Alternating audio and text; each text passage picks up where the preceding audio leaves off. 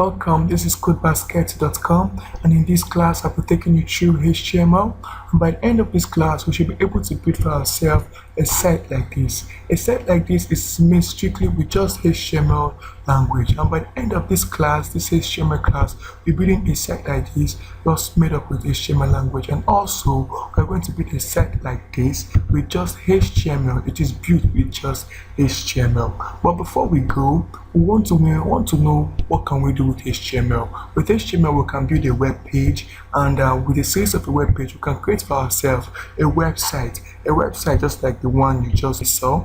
What then is HTML? HTML stands for Hypertext Markup Language. So sit back and relax, enjoy the video. Feel free to pause, rewind, and send questions when you have something to ask about as the class proceeds.